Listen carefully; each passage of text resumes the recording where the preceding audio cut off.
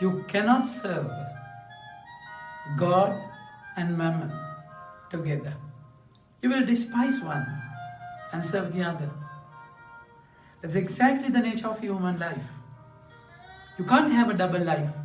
You have to be very clear about your target, about your journey, my dear friends. The first reading beautifully says, do not love the world or what is in it. If anyone loves the world, the love of the Father is not in him. For everything in the world, the craving of the flesh, the greed, the eyes, and people boasting of their superiority, all this belong to the world, not to the Father. The world passes away with all its craving, but those who do the will of God remain forever. This is exactly the calling. You start loving the world, that greed, lust, that carnal desires, your enmity, your eagerness to grab things. You will be buried with that. Like the thorny bushes, when the soil was seed with the seeds. The sower sowed the seeds, but then thorny bushes were there, and they submerged the seeds. So if you serve the Lord and you have the love for the world, definitely there would be a point. The love, the craving, the lust for the world, of course it's not the love that we speak of, will overcome the love you have for the Lord. As Samson was deceived by Delilah, and Herod was, because of Herodias' persuasion, Herod had to kill John the Baptist, the voice of the Father.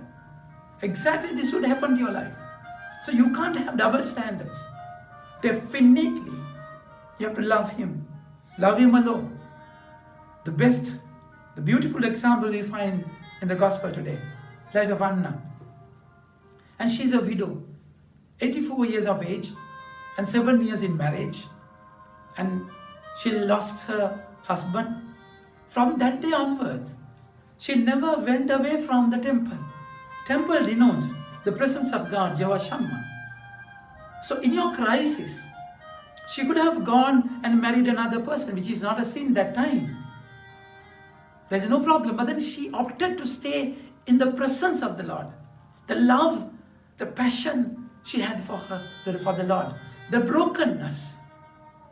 When her husband died, all the hopes, dreams were shattered. In that brokenness, she got close to the Lord.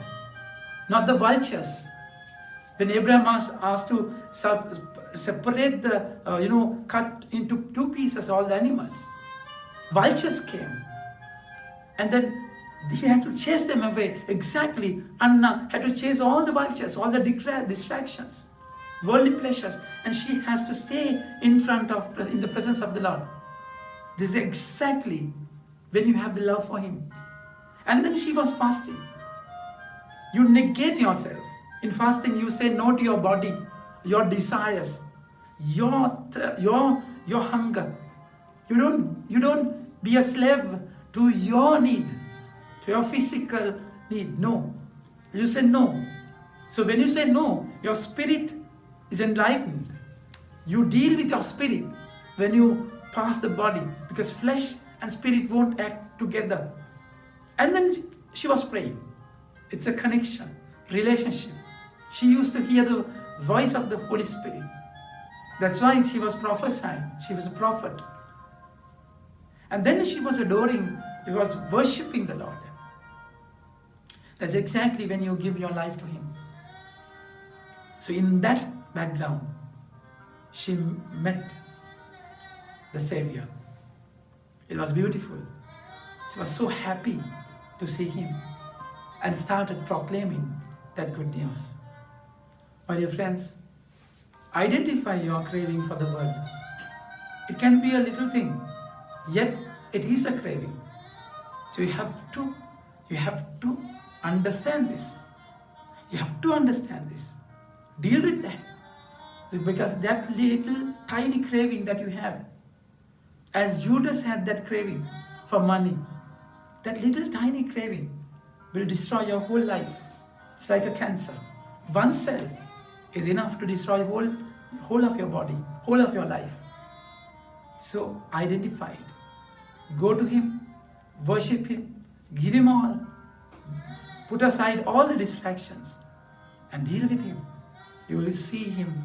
You will enjoy life in a very, very strong and deeper way. Think about it and have a nice day. May God bless you.